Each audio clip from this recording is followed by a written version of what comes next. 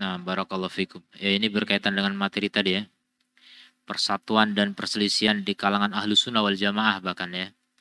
Kita nggak cuma berbicara di kalangan umat Islam, bahkan di kalangan ahlu sunnah wal jamaah ini pun sangat miris. Kalau antara kaum muslimin dengan kaum kafirin itu berseteru, memang itu sejarah yang tidak mungkin dihapuskan. Karena ahlul hak dengan ahlul batil itu bertempur sejak zaman Nabi Adam dengan iblis laknatullah.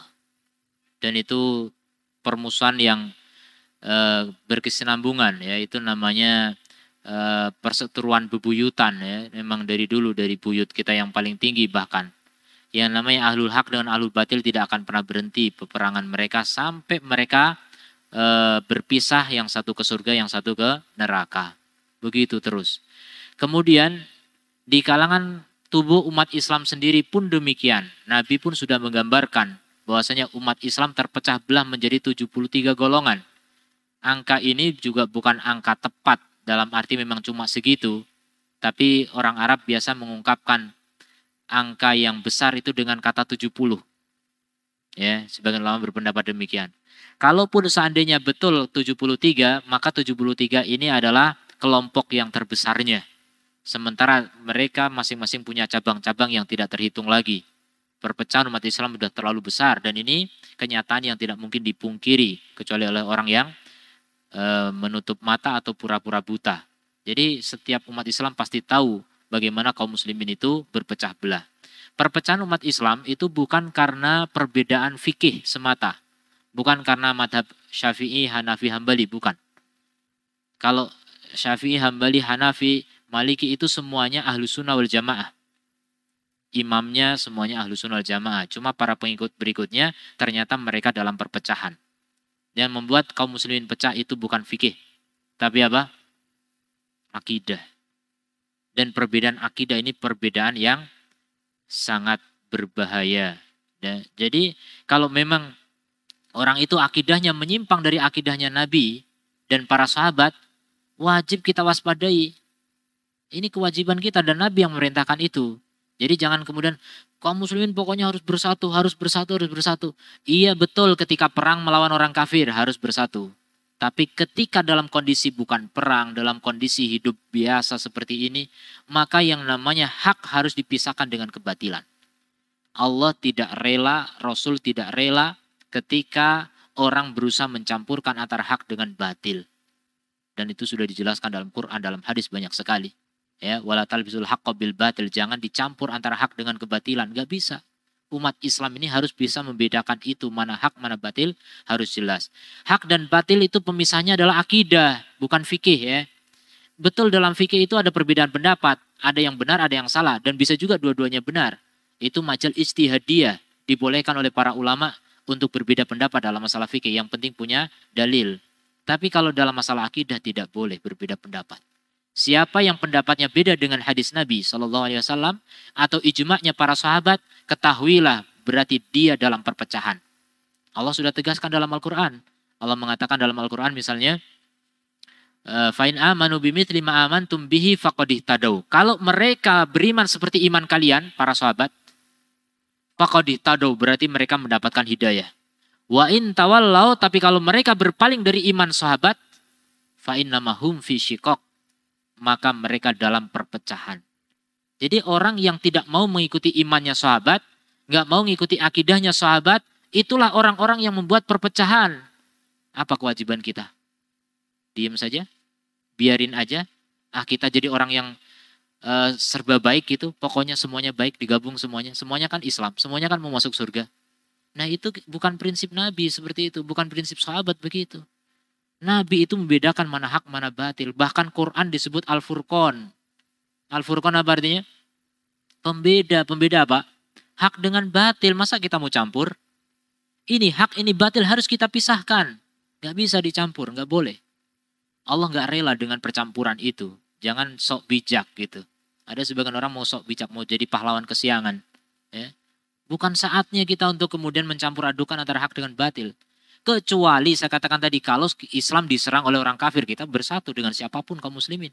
Makanya kondisi Palestina, Ada sebagian dai yang mengatakan jangan dibantu tuh Palestina manhajnya nggak jelas.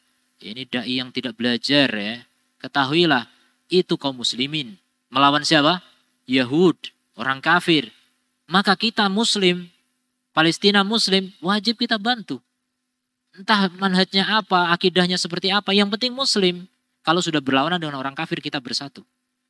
Tapi saya katakan tadi kalau kondisinya bukan perang, kondisinya aman seperti ini, kita tidak bisa bersatu dengan kekufuran atau kemunafikan atau kefasikan atau kebid'ahan. Nggak bisa kita satukan. Sebagaimana orang soleh nggak bisa dikumpulkan di tempat pelacuran gitu misalnya. Ayo kumpul dengan para pelacur. Ya nggak mau orang soleh itu. Itu contoh kemaksiatan. Bagaimana dengan ahlu sunnah digabung dengan ahlu bid'ah? Nggak bisa. Ya. Sementara kebid'ahan di sisi Allah itu bisa jadi lebih buruk daripada kemaksiatan. Karena kebid'ahan itu merubah hukum Allah, sementara kemaksiatan hanya melanggar hukum Allah. Merubah hukum Allah sama melanggar hukum Allah mana lebih berat? Merubah lebih berat ya. Jadi orang melanggar itu masih relatif ringan. Seperti orang yang melanggar rambu-rambu lalu lintas masih ringan. Coba orang yang merubah rambu lalu lintas coba.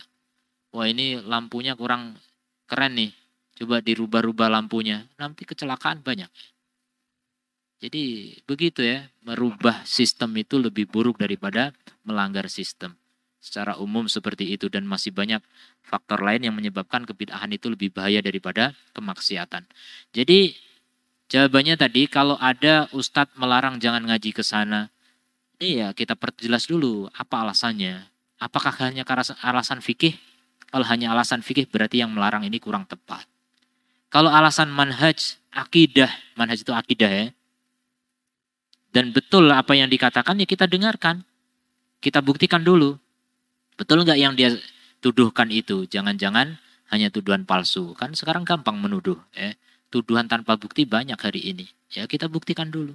Kalau ternyata betul apa yang dituduhkan itu nyata. Bahwasanya misalnya ini kelompok ini adalah aliran sesat. Misalnya Syiah, misalnya Khawarij, misalnya macam-macam aliran sesat sudah ada dari dulu. Ya kita harus hindari. Wajib bagi kita untuk menghindari dan mengingatkan umat dari kesesatan itu. Jadi jangan menutup mata dari perpecahan umat Islam yang ada. Nah, karena ada orang yang sok bijak ya. Ada satu kali saya ketemu dengan orang yang seperti itu gitu.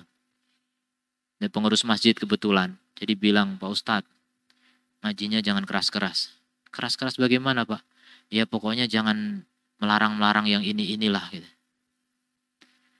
Ya sebenarnya saya nggak akan melarang-melarang itu kalau itu memang tidak ada gitu.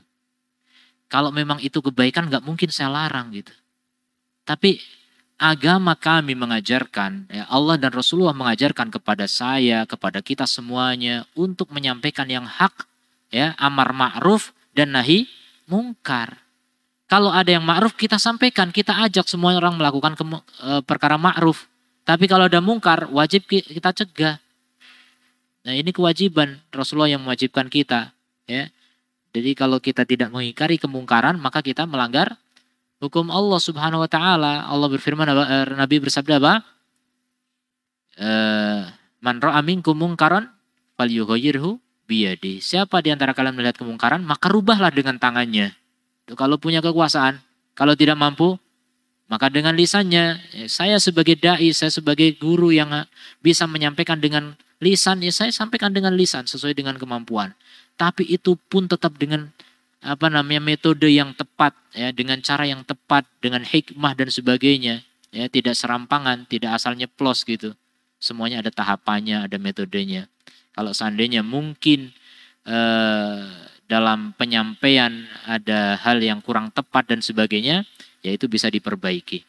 Jadi kalau kemudian dilarang secara total tidak boleh melarang kemungkaran, itu bukan metode dakwah Nabi. Nabi itu dakwah amar ma'ruf nahi mungkar. Tidak hanya amar ma'ruf doang. Ya karena ada sebagian prinsip kelompok dakwah yang nggak mau nahi mungkar, maunya amar ma'ruf doang. Satu lagi kelompok maunya cuma nahi mungkar. Ini dua-duanya tidak tepat ya. Yang tepat dua-duanya itu harus ada. Demikian wallahu alam.